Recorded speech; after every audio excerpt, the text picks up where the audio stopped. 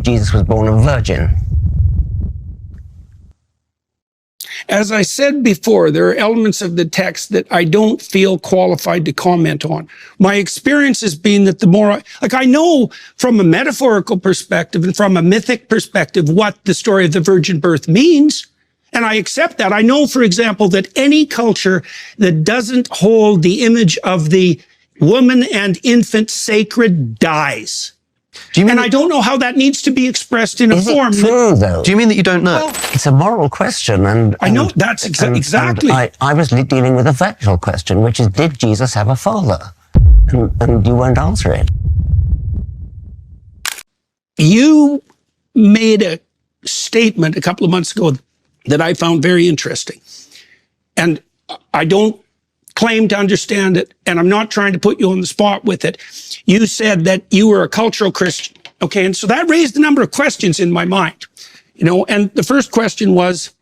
You are changing the subject. No, I'm not. No, I don't think so. Okay. I may be leaping outside of the topic a bit to get back to it. We can do cultural Christianity, but I think, because I have a list of questions that you wanted to ask, and that is one of them. But I think Professor Dawkins did ask you... You were referring to the predictive power and to the utility of the stories. Yeah. Okay, so that's actually what I was trying to zero in on. Go ahead. Okay, so that was the point. Well, it seemed to me that your proclamation that you were a cultural Christian was a recognition and a statement that you had found something in the culture that had been derived from Christianity that you had an affinity with, and that there's some reason for that. And one of the things I wanted to ask you is, well, what do you think that Christianity got right that allows you to make a statement like that? I mean, I know that there's differences perhaps in what we both think about the ultimate veracity of the biblical stories. Maybe there isn't differences. Like, it would take a lot of conversation to figure this out, but what did you mean by that? Like, what do you think that Christianity got right that would enable you to make a statement like that? Virtually nothing. I meant by that no more than that I'm brought up in a Christian culture. I went to Christian schools. I therefore know my way around the Bible. I know my way around the Book of Common Prayer. I know the hymns. That's all. I don't value Christianity as a truth system at all. Okay, so let me ask you about that, because maybe that's true and perhaps it's not. So the first question is, like, do you think that there are any marked differences between cultural traditions that would enable you to rank order them in terms of their ethical validity? Yes, I do. Okay, so for example, we could contrast mainstream UK Christianity with Islamic fundamentalism. Yes. Okay, so there's a hierarchy. There is a hierarchy. Okay, a hierarchy that points to what? Well, in the case of Islam, I dislike any religion which punishes apostasy with death, that throws gay people off high buildings, that practices clitoridectomy. That seems to me to place Islam on a lower level than Christianity, but that's not to say anything very positive about Christianity. Well, it might be to say something positive about Christianity. Like, I think that question is open, because you might ask yourself, what did Christianity get right that led it away from those particular presumptions and towards something that you regard as more ethically appropriate? Like, this isn't a trivial question. It's a very modest claim. There's not very much. I mean, to be better than a religion that throws gay people off high buildings is not really a very virtuous achievement.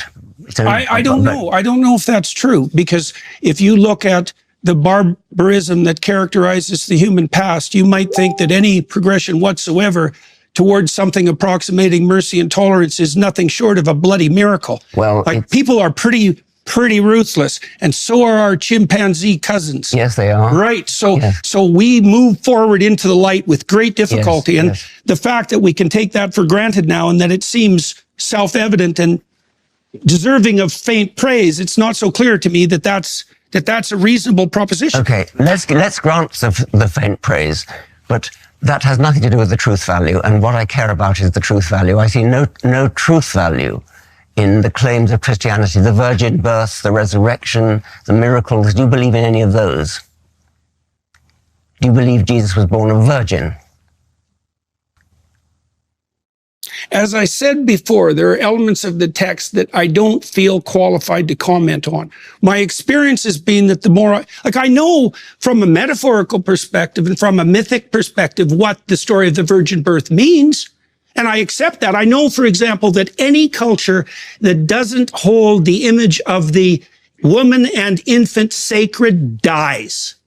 And I don't know how that needs to be expressed in a form. True, though? Do you mean that you don't know? Well, Dawkins is making an evidence-based argument. Christianity as a belief system doesn't hold up to scrutiny. There's no empirical evidence for the virgin birth, resurrection, or miracles. None of these claims meet the standards of historical verification. For example, Bart Ehrman, a respected New Testament scholar, points out that the Gospels were written decades after Jesus' death by anonymous authors, full of contradictions and theological bias. That's not reliable evidence, it's religious tradition. When Peterson talks about holding the mother and child sacred, he shifts to metaphor. But metaphors don't prove anything. They might feel meaningful, but they're not evidence for a god, a virgin birth, or divinity. Dawkins stays focused on truth. Peterson avoids the question entirely. When Dawkins is asked something, he gives a clear answer. When Peterson is asked, he deflects. That's why Dawkins calls it out. Maybe Peterson doesn't actually believe these things and doesn't want to admit it. And the idea that Christianity led us toward mercy and tolerance? History doesn't support that. The Inquisition, witch trials, slavery justified by Scripture, and opposition to women's rights and science all came from dominant Christian cultures. Progress came in spite of religion, not because of it. Led by secular thinkers like Voltaire, Thomas Paine, Bertrand Russell, and modern human rights advocates.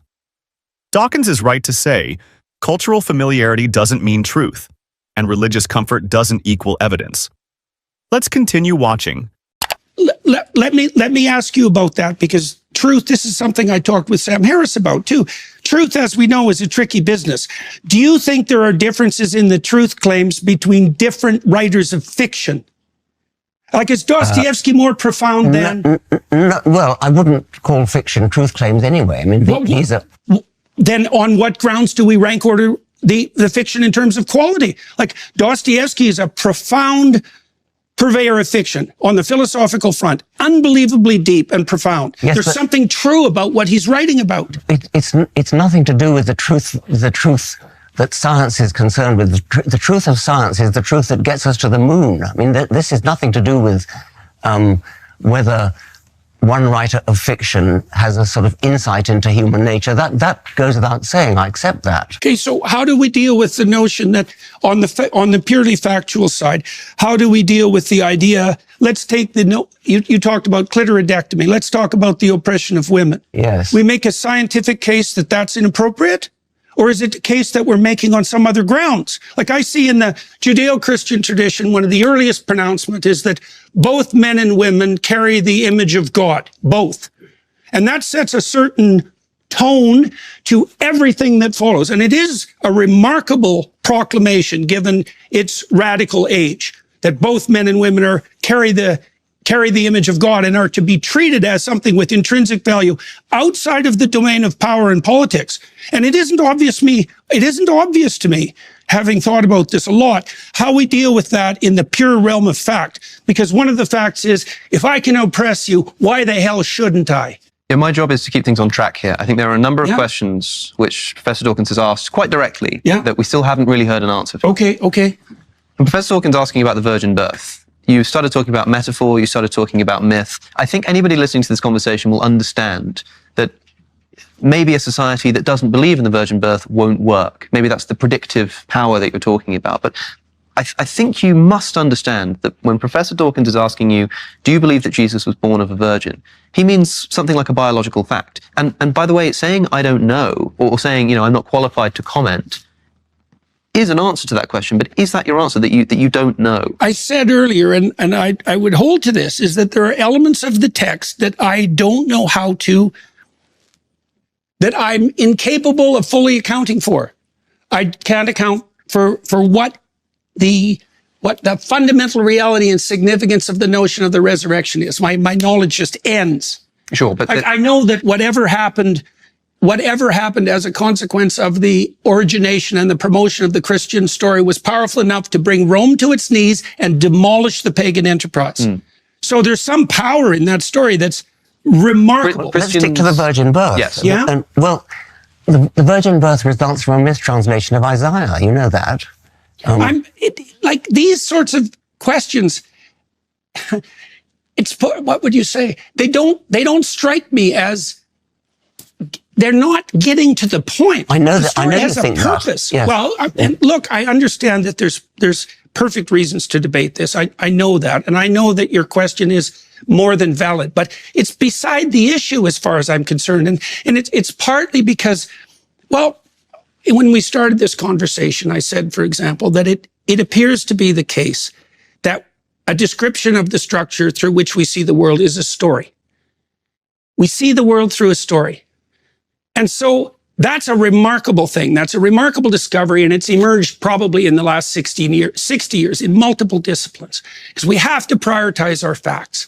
And so we prioritize them according to a particular pattern. And there are patterns that seem to work and to propagate themselves properly and to orient cultures towards life abundant. And there are other patterns, the pattern of Cain, for example, that lead to absolute bloody devastation. And I don't know exactly how to construe that sort of truth. But we talked about the oppression of women, for example. It's like, how do you make a case on purely factual grounds that women should be treated as equals? It's a moral question, and I know that's exactly. And I was dealing with a factual question, which is, did Jesus have a father? And you won't answer it. Well, It's a Jesus different had an kind of earthly question. father and a heavenly father, like almost all mythological heroes. So he wasn't born of a virgin then? So you're saying that Jesus was not born of a virgin? I said, first of all, that I don't know how to mediate the fact-value dichotomy in that case. I said the same thing about the resurrection. It's not a value. It's a simple fact. I mean, did a man have intercourse with Mary and produce Jesus? That's a factual question. Dawkins asked a simple question. Was Jesus born of a virgin? Peterson danced around it for minutes without answering. That's exactly the problem Dawkins is pointing out. If the core claims of Christianity can't be answered as facts, they collapse under basic scrutiny. The virgin birth isn't just unverified, it's based on a mistranslation. The original Hebrew word in Isaiah 7:14 is alma, which means young woman, not virgin. The Greek Septuagint mistranslated it as parthenos, meaning virgin, and that error made its way into the Gospels. Scholars like Bart Ehrman and Geza Vermes confirm this. It's not controversial, it's academic consensus. Peterson tries to say these stories are powerful because they moved culture, but power doesn't prove truth. Islam, communism, and Nazi ideology also moved millions. That doesn't make them true. He also claims Christianity elevated women. But the Bible repeatedly treats women as property. Exodus 21, Deuteronomy 22, and even Paul's letters instruct women to submit. The real progress for women came through secular law, civil rights movements, and feminist philosophy, not scripture. And when Dawkins asks again, did Jesus have a human father? Peterson still won't say. That's why Dawkins is right. If the answers don't hold up when plainly asked, then the claims don't deserve to be treated as truth. Let's keep watching. It's not a value question. You must understand what you're being asked here, that even if you think that, say, the author of the biblical texts intended much more significance than a simple scientific analysis of events, Professor Dawkins is interested in scientific truth. That's the kind of truth that he's interested in. And even if you think it's irrelevant to the point of what the gospel authors were getting at, that first needs to be clarified before you can then begin actually uncovering what the stories are about. So I think Professor Dawkins is asking from a scientific perspective, and maybe you think that that scientific approach is wrong, but if you just take it for a moment, maybe this is how we find out that it is wrong. Let's take a scientific approach, ask the question, did this occur? I think that it's inappropriate to use a question like that to attempt to undermine the validity of the entire, what would you say, deep mythological enterprise. Well, suppose we weren't doing that. Suppose we were asking out of interest. Suppose that we were all here devout Christians, maybe even Jungian Christians, and we thought, this is interesting, over dinner. Do you think it really happened, like scientifically? Would your answer just be, I don't know? Yes. And you wouldn't consider it, I mean, it's not an inappropriate question to ask, just on a point of interest. Right. Did this really occur? And I think so often people are asking you that, and especially given the context of this conversation, we've heard everything that you're saying about metaphor and myth, but because the question is still then being asked, did it really happen? You know that that's what you're being asked. And the way you just so easily said yes, I wonder why you struggle to do that in so many other circumstances.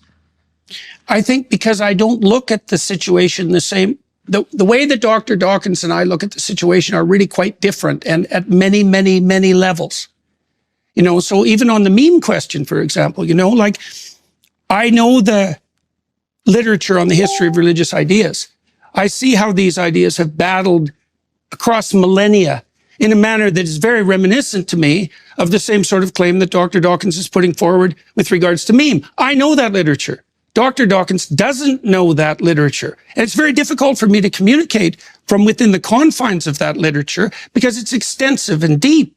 And we're dealing with things that we don't understand the relationship between metaphoric truth and value predicated truth and factual truth.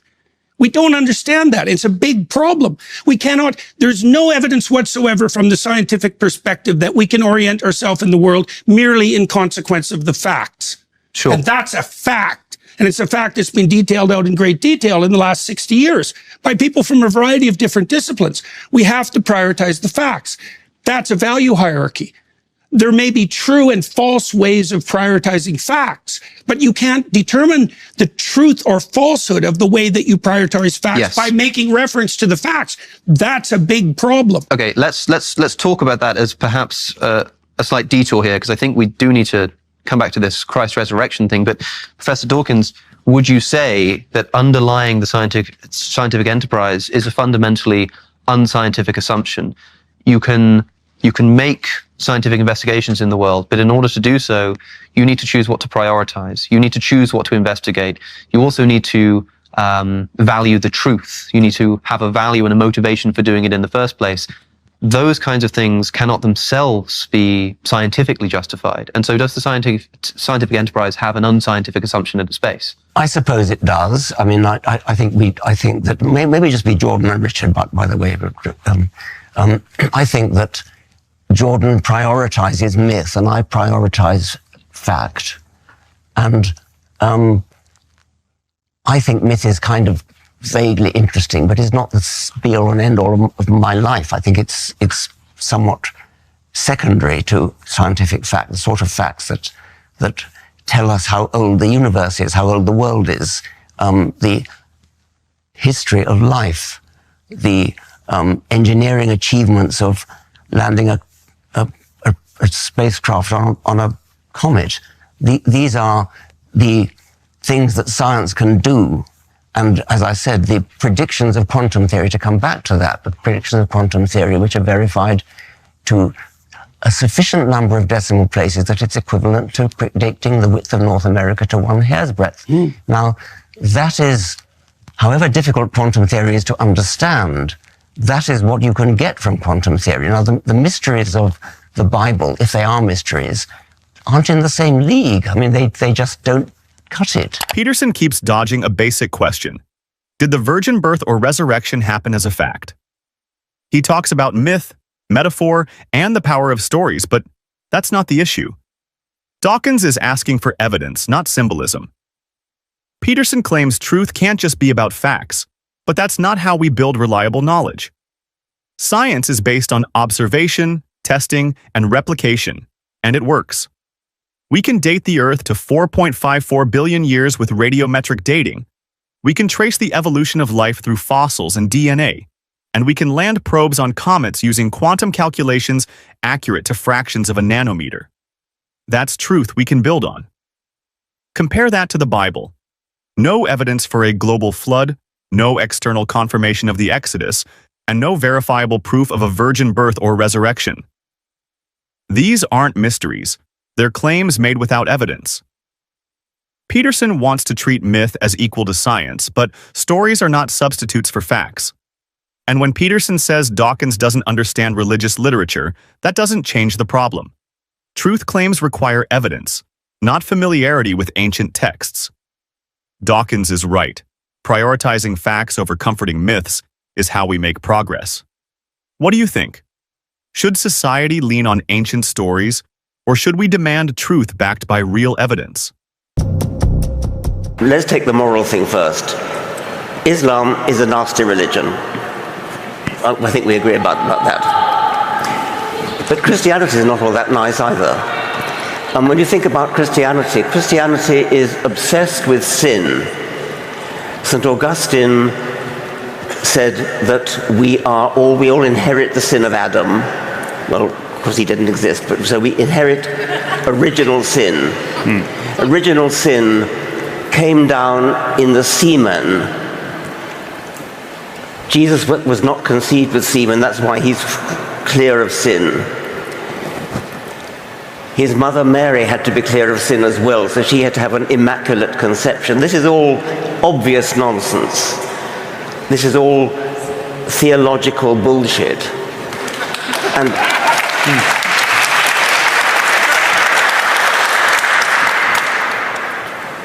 the idea that humanity is born in sin and has to be cured of sin by Jesus being crucified, Jesus being punished for all our sins.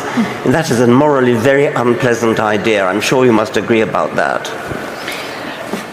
I find that Christianity is actually obsessed with love, and that the teachings of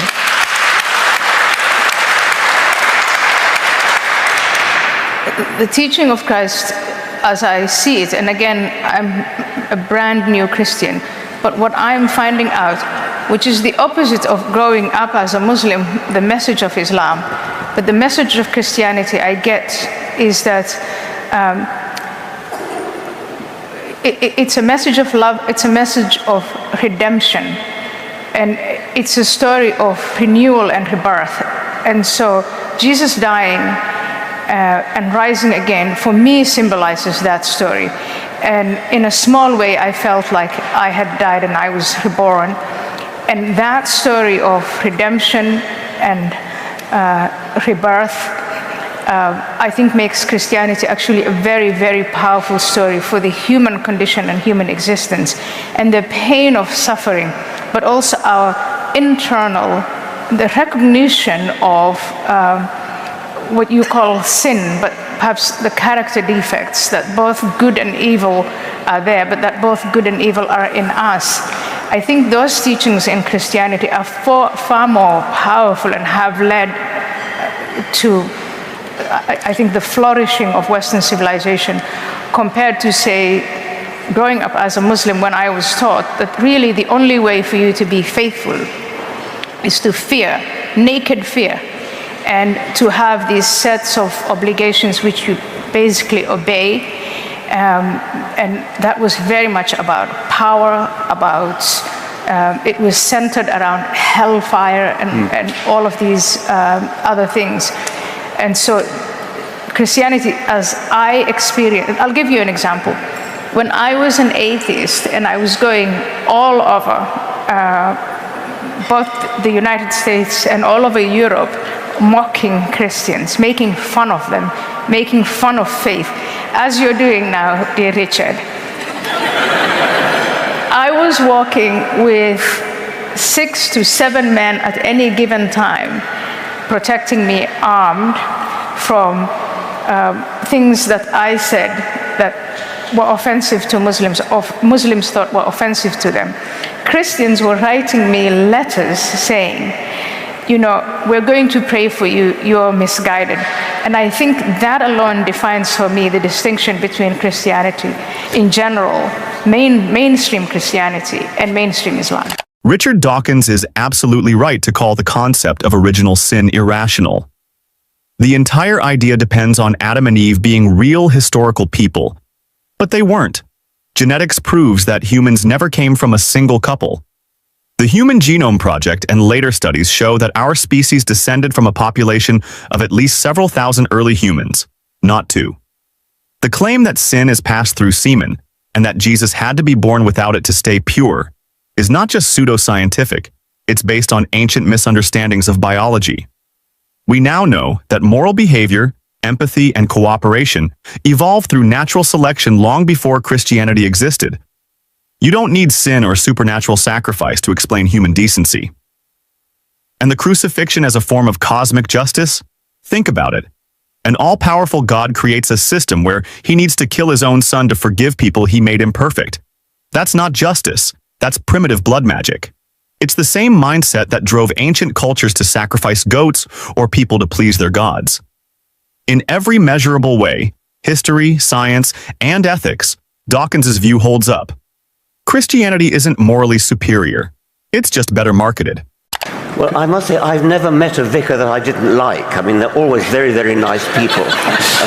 Yeah. But nevertheless, the stuff they believe is obvious nonsense. And you have to take the whole package, because, I mean, you talked about Jesus rising from the dead.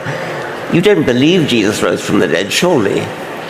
I choose to believe that Jesus rose from the dead. You choose to believe it? Yes, and that is a matter of choice. And it's a matter, I think it has to go back to, is there something or is there nothing? And I think you start with, there is nothing. And yes, for years I agreed with you, there's nothing. But if you come round to the idea that there might be something much more powerful than we are, something that caused everything else, then something like Jesus rising out of the dead, or these other miracles, Jesus being born out of a virgin, for that higher power is not a big deal. But again, it's a matter of choice, and it is just different planes of perception. And I think here on this plane of perception, having been a former atheist, I don't think this is something we're going to resolve tonight or agree on right now. Well, and so that is where I think it's perhaps more interesting, even if you choose not to believe, to say, let's at least talk about the value of Christianity for today. For I look at these universities, the most illustrious universities of the West, and you've all shared with me images of young women draped in kefirs, the symbol of Hamas, performing the Muslim prayer. And tell me if those kids are not morally and utterly lost. And Queers for Palestine.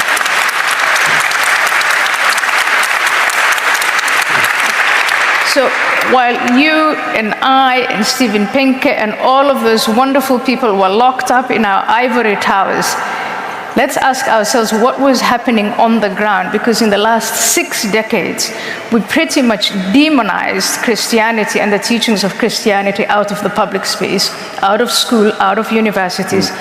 And a vacuum occurred, and that vacuum is now being filled, as G.K. Chesterton said, not because people have come to reason, but because now they'll believe in anything.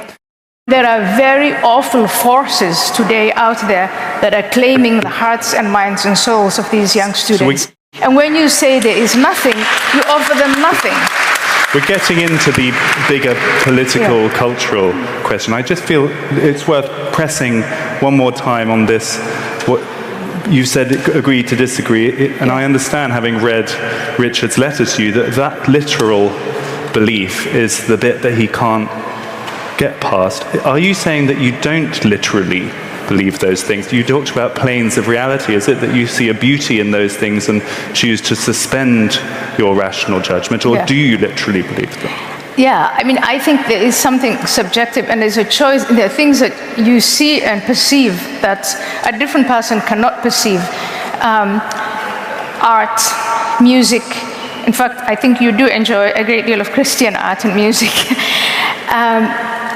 I will look at a painting by Pollock, and I will think my 6-year-old must have spilled all the paint on the canvas and run around. And people are crazy enough to pay millions of dollars and hang it on walls. But I've actually seen people be moved to tears staring at a Pollock. That is a plane of perception that is real, but it's also very, very difficult to measure. And it's the same the way you're moved by certain pieces of music. So the fact that I have faith, and I choose to have faith because of what I've experienced, is just as real for me as it is for the millions of people who believe. But for me, what is even more real is it's the story itself and the wisdom in that story, the morality that has come out, that has evolved out of that story, the internal debates of millennia long and everything that we inherited from it. It's just too casual to cast that aside. And when we've done it, I think we have caused ourselves a great deal of damage. Richard, having heard that story, that moving story from Ayan of clearly how her conversion has helped her, and also she's explained in beautiful words the mode in which she believes it, do you still say you are not a Christian? No, not at all. I came here prepared to persuade you, Ayan, you're not a Christian. I think you are a Christian, and I think Christianity is nonsense. You have to be, I mean, you appear to be a theist. You appear to believe in some kind of higher power. Now, I think that the hypothesis of theism is the most exciting scientific hypothesis that you could possibly hold. And the idea that the universe was actually created by a supernatural intelligence is a dramatic, important idea. If it were true, it would completely change everything we know. We'd be living in a totally different universe. Now that's a big thing. I'm sorry, but it's bigger than personal comfort and nice stories and things. The idea that the universe has lurking beneath it an intelligence, a supernatural intelligence that invented the laws of physics, that invented mathematics. I mean, that is a stupendous idea, if it's true. And to me, that simply dwarfs all talk of nobility and morality and comfort and that sort of thing. So would you have preferred for your erstwhile new atheist colleague, Ayan, not to have converted? Having heard her story, would you rather... No, I wouldn't say that. I'm just saying that religious belief is bigger than what gives you comfort. Or it's bigger than morality, it's bigger than what gives you comfort, it's bigger than what gives you a bulwark against Islam. It's something huge, it's something terrific, and it's false. Ayan says belief is a choice, something she feels, like music or art. But here's the problem. Truth doesn't work like that. Whether or not Jesus rose from the dead isn't a matter of personal perspective. Either it happened or it didn't. And there's no evidence it did. No Roman records, no contemporary accounts, nothing outside Christian tradition written decades later. Even theologians admit the resurrection isn't provable. It's an article of faith. She also claims Christianity led to the flourishing of Western civilization. But history tells a different story. The scientific revolution happened in spite of the church, not because of it. Galileo was silenced. Bruno was burned. Progress came from reason, not scripture. And when she says removing Christianity created a moral vacuum, that ignores data. Countries like Sweden, Denmark, and Norway are among the least religious. And yet they rank highest in peace, education, and quality of life. You don't need belief in a myth to live ethically. It is a scientific hypothesis that there is a supernatural creator. And I don't see how you can get to that from feelings of personal comfort or feelings of political necessity. You have to get to that from thinking. And that brings us to consciousness. So first of all, the hypothesis itself, which even if you don't allow for set religion aside, the hypothesis of where did all this come from and how did it begin, again, there is no consensus on that. There is no consensus on what consciousness is and what all that entails. But I think that it is, on an academic level, very interesting and very rewarding to look into and explore all of these different things separately on an academic level, on a non-academic level. I think that it's very useful now. I hate to go back to utility, but to have all of these things connected, where as human beings, we are material, yes, but we also are more than material. We have a sense of consciousness, and we have a range of needs. And some of these needs, reason can answer, and pure science can answer. But some of these needs cannot be answered by that. And I think faith in a higher power, in God, and in the story that makes sense of it all, gives it meaning, is very, very important for human beings. And the danger lies in trying to conflate these different planes and then casting aside as useful. It is false, it's useful, it's useless, it's unnecessary. And now we have, the range of human suffering where, as an atheist, you don't really offer an answer, you don't offer a prescription for this is a way of life, this is the path to happiness, this is how you can deal with the challenges of existence. And atheism is an attitude. It basically says, as of now, there is no evidence to show that God exists or that a higher power exists, full stop. And you figure the rest of it out. And it's very, very difficult to figure the rest of it out starting from scratch. And I think faith then gives meaning and purpose. And yes, if you're afraid of the dark, and if you're afraid of whatever it is that's causing you anxiety, or whatever is causing you self-doubt,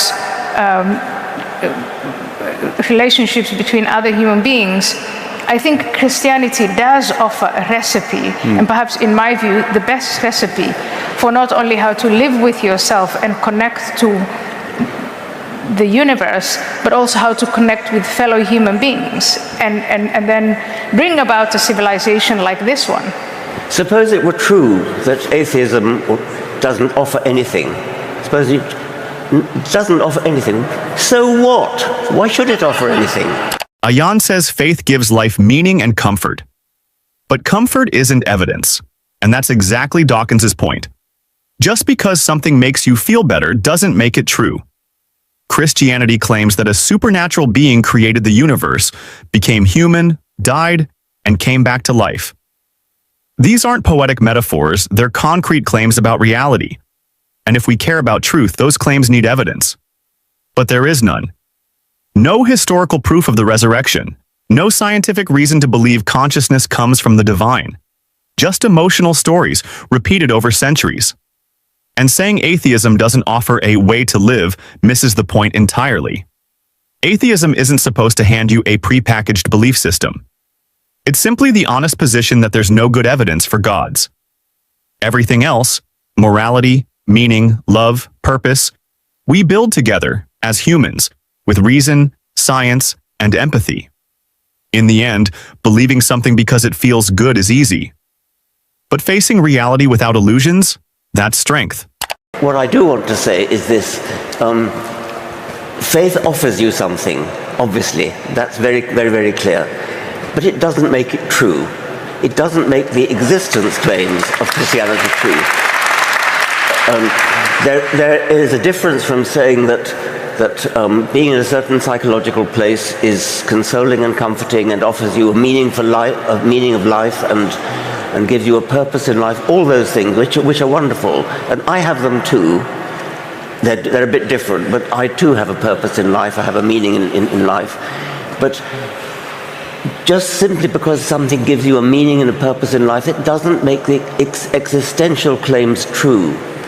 And Christianity, like any other religion, makes claims about the world, about the universe, which are either true or not true. And I may be wrong and you may be right. They may be true. But the mere fact that they're comforting doesn't make them true. So what do you think? Is it better to believe something comforting or to follow what the evidence actually shows?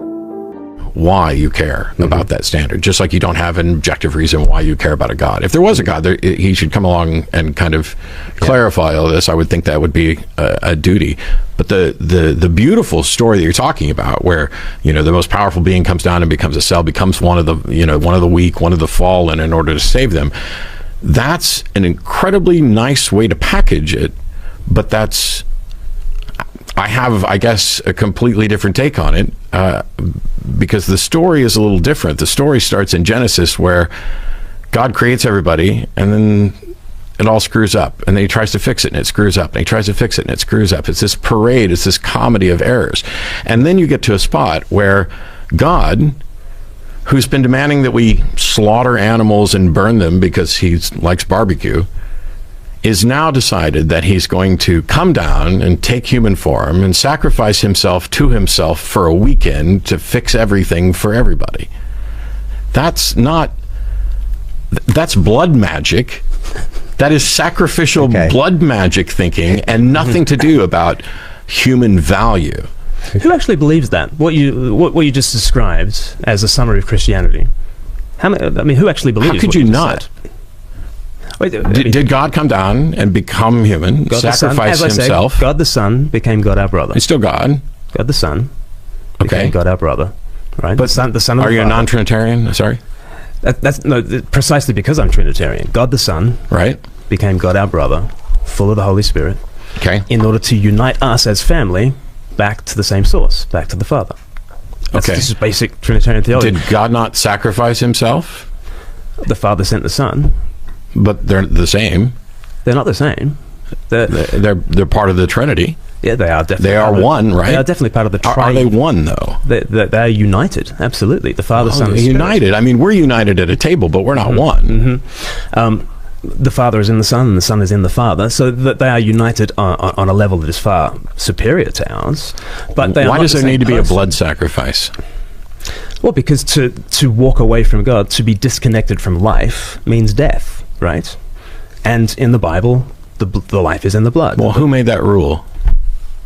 It's the nature of the case, don't you think? If God is life, God is a source of life. Couldn't God have done it differently?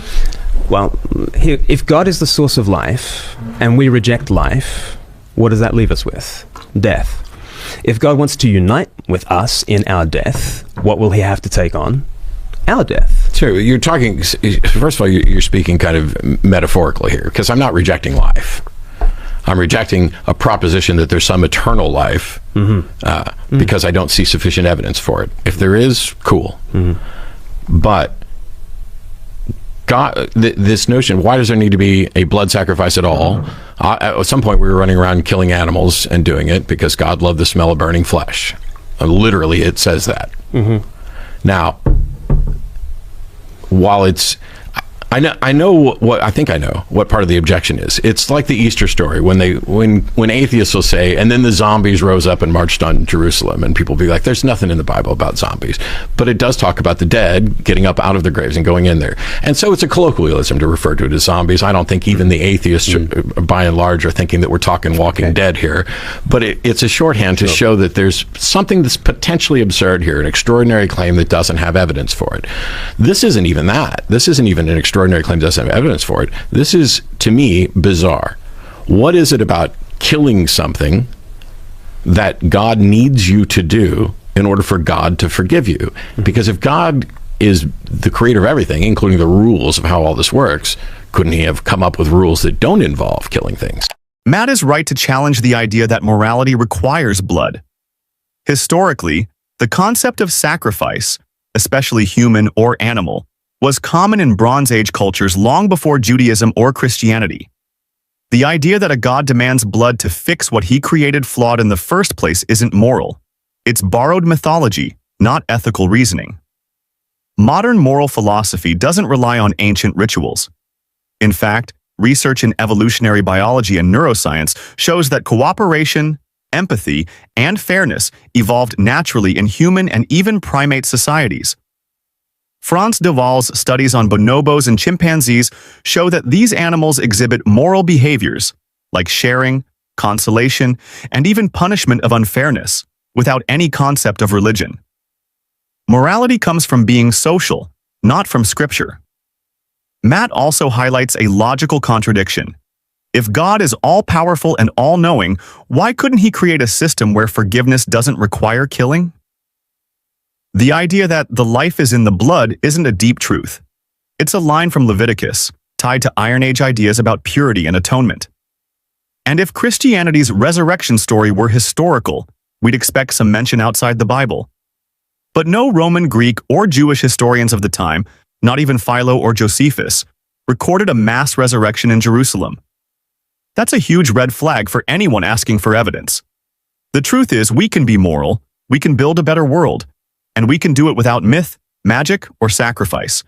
Let's continue, and let's hear what Glenn has to say. Mm-hmm. Well, I mean, first of all, the priest was many other things, but he was also your butcher, right? You would eat the lamb after you sacrificed it. You would eat the bull.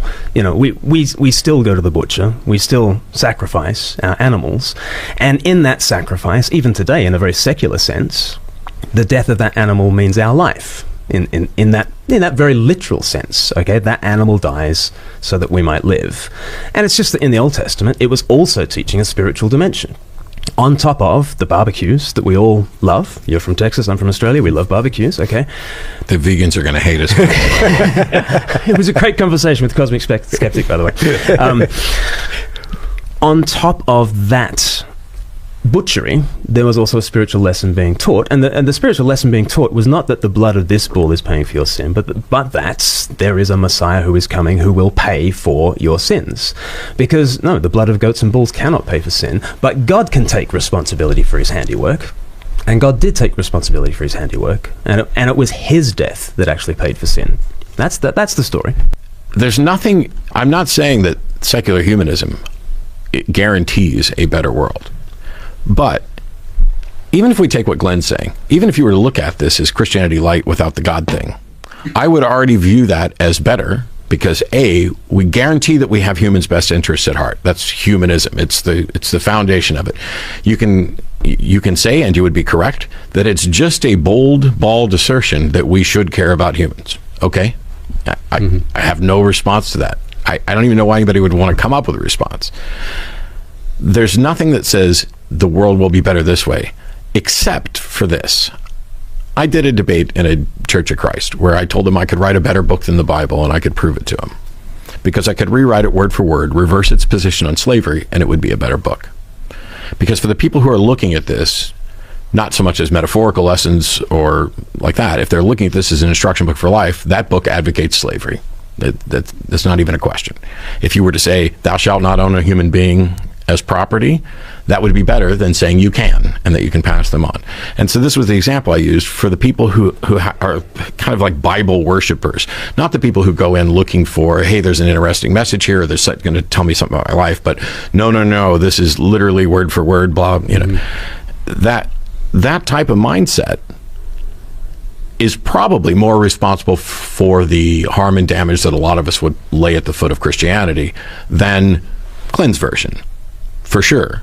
I mean, I don't think Glenn's pro-slavery at all. And when you start looking at things where you are finding a way to take a message that could easily be viewed as this is a blood magic sacrifice and say, well, life has to consume life to exist, and you want to kind of maybe blow off why God would have made it that way or why it had to be made that way, which is a weird and interesting theological discussion. Getting rid of those things and keeping the good parts is all I've advocated for ever. And secular humanism, to me, is taking the good parts, whether they're found in Christianity, Judaism, Scientology. Glenn tries to reframe ancient blood sacrifice as symbolic or meaningful, saying it teaches a spiritual lesson. But that ignores the obvious. It still hinges on the idea that killing something is required for forgiveness. That's not moral. That's Bronze Age thinking. No modern legal or ethical system requires an innocent third party to suffer so someone else can be forgiven. That would be unjust. And saying life consumes life doesn't explain anything about divine justice. It's a biological fact, not a moral one. In nature, predation is about survival, not redemption. To tie that to sin and sacrifice is a category error.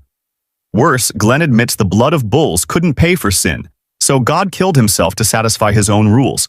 That's not profound. That's convoluted. An all-powerful being wouldn't need a workaround involving torture and execution. Matt's comparison to secular humanism is simple and accurate. It doesn't guarantee a better world, but it gives us tools that actually work. Morality based on well-being is measurable. We can study what reduces suffering and increases flourishing. No divine command needed. And when Matt points out that rewriting just one verse to say don't own people would improve the Bible, he's right. That's not nitpicking. That's moral clarity. Well, Matt said that he could write a Bible that's superior to the Bible by reversing its position on slavery. I think if you started from scratch without the Bible, though, I don't think you and I don't think anyone has written a book or a series of books or a collection of books, a library of books, that has done what the Bible has done for slavery in the world.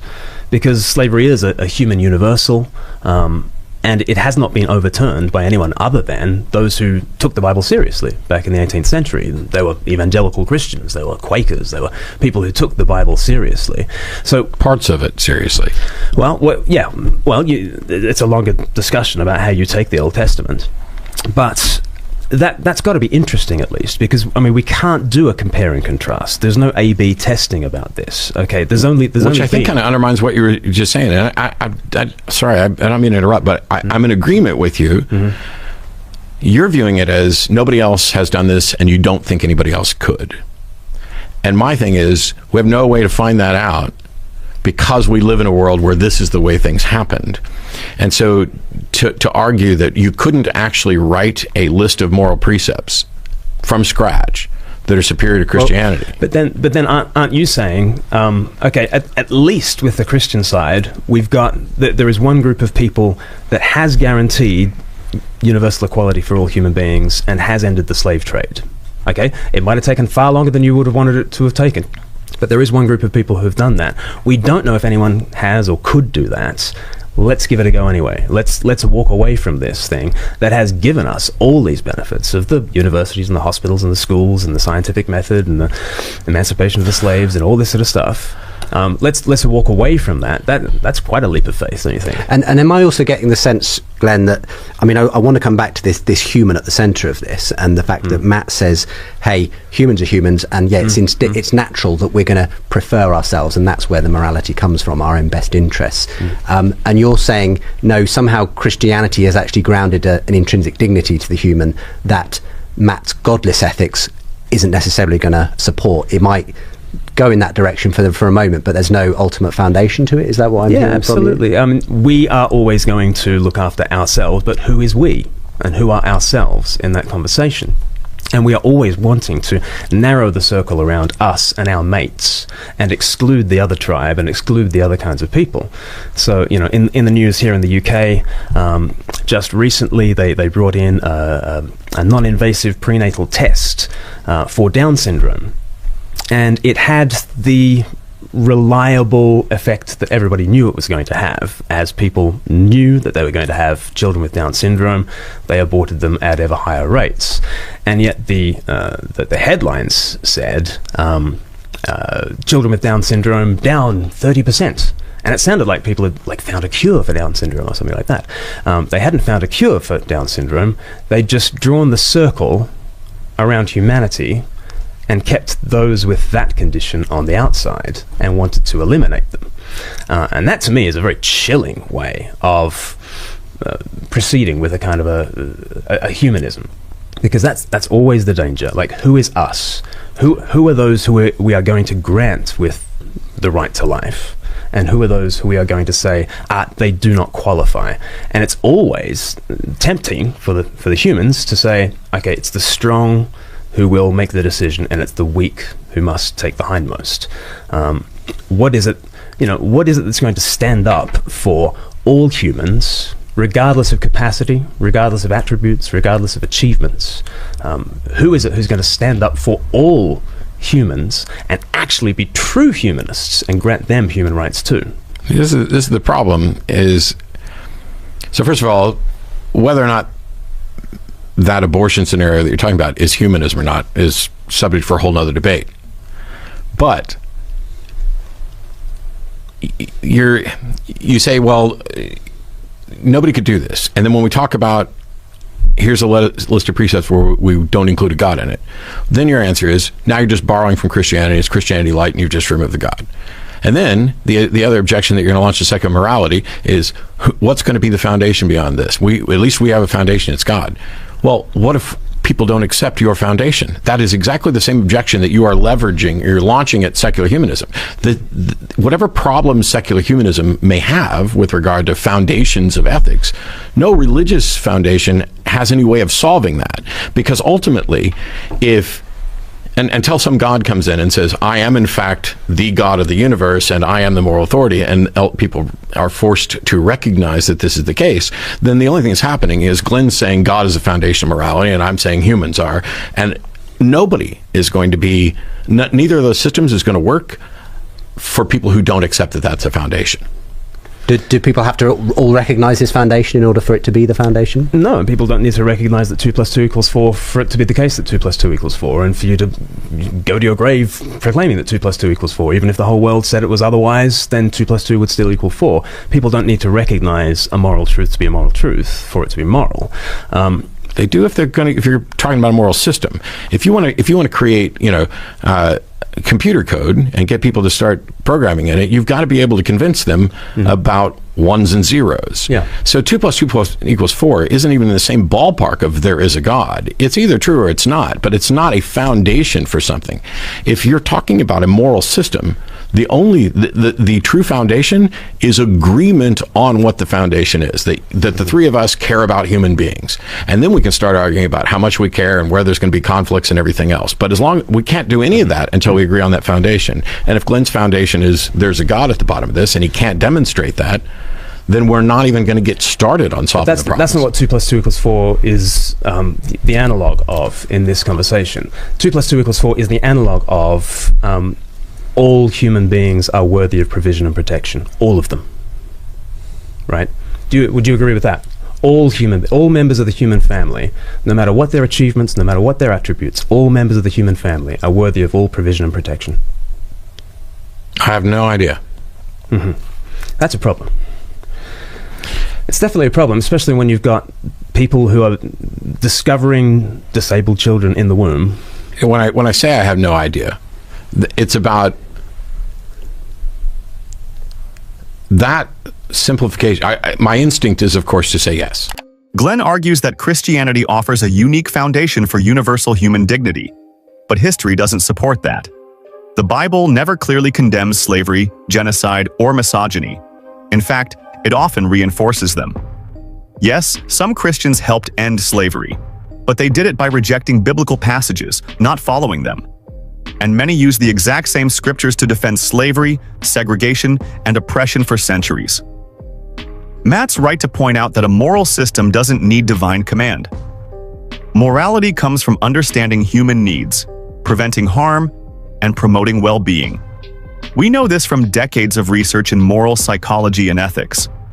Thinkers like Peter Singer, Judith Jarvis Thompson, and John Rawls have laid out secular moral systems built on fairness, empathy, and justice, without invoking gods, blood, or fear.